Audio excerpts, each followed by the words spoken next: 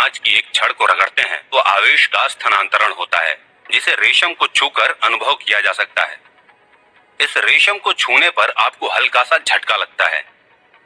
क्या अधिक समय तक रगड़ने से रेशम पर अधिक आवेश जमा हो जाएगा? आप रेशम पर कितना ज्यादा और कितना कम आवेश स्थानांतरित कर सकते हैं? आइए पता करते हैं। इलेक्ट्रॉन और प्रोटॉन दोनों पर विपरीत आवेश होते हैं, लेकिन इनका परिमाण समान होता है, जिसे मूल आवेश कहा जाता है। ये महत्वपूर्ण भौतिक स्थिरांकों में से एक है। इसका मान 1.6 गुणे 10 की घात ऋण 19 कूलॉम होता है। हम जानते हैं कि इलेक्ट्रॉनों के स्थानांतरण के कारण आवेश उत्पन्न होता है।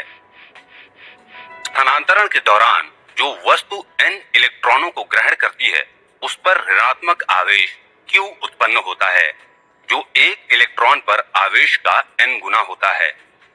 अर्थात Q बराबर n गुणे ऋण E या Q बराबर ऋण Ne। जिस वस्तु से n इलेक्ट्रॉन मुक्त हुए हैं, उसमें n इलेक्ट्रॉनों की कमी होती है और इसलिए उस पर धनात्मक आवेश Q उत्पन्न होता है, जो एक प्रोटॉन पर आवेश का n गुना होता है। अर्थात Q बराबर n गुणे धन E या Q बराबर धन Ne। सामान्यतः Q बराबर धन ऋण Ne, जहां n एक धनात्मक पूर्णांक है जिसका मान 1, 2, 3 और इसी प्रकार आगे कुछ भी हो सकता है। इस प्रकार किसी वस्तु पर उत्पन्न आवेश Q का परिमाण यादृच्छिक नहीं होता है, लेकिन मूल आवेश E का पूर्णांक गुणज होता है। दूसरे शब्दों में, आवेश मूल आवेश E की इकाई में क्वांटीकृत होता है।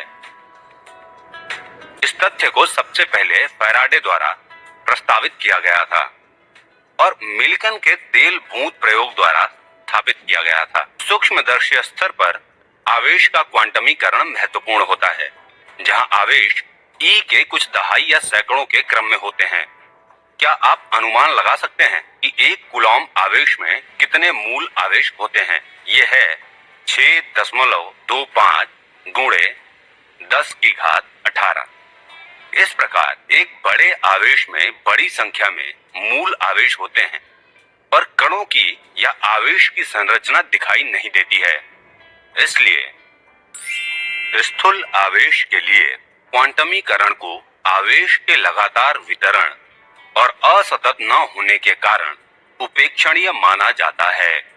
आवेश प्रकृति में योगात्मक होता है।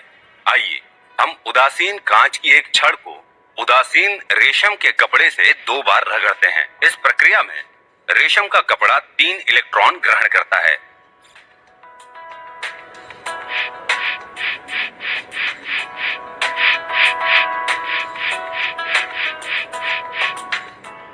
जब हम इसे 10 बार और रगड़ते हैं तो माना रेशम का कपड़ा 6 अतिरिक्त इलेक्ट्रॉन ग्रहण कर लेता है। अब रेशम के कपड़े पर कुल आवेश होगा ऋण 3E धन ऋण 6E बराबर ऋण 9E। अतः आवेश प्रकृति में योगात्मक होता है। माना कि किसी निकाय में 2 कूलॉम, 3 कूलॉम और ऋण 4 कूलॉम ये आवेश उपस्थित हैं, तो निकाय का कुल या नेट आवेश होगा 2C धन 3C ऋण 4C बराबर 1C। निकाय का कुल आवेश सभी व्यक्तिगत आवेशों का बीजगणितीय योग होता है। आवेश संरक्षित रहता है।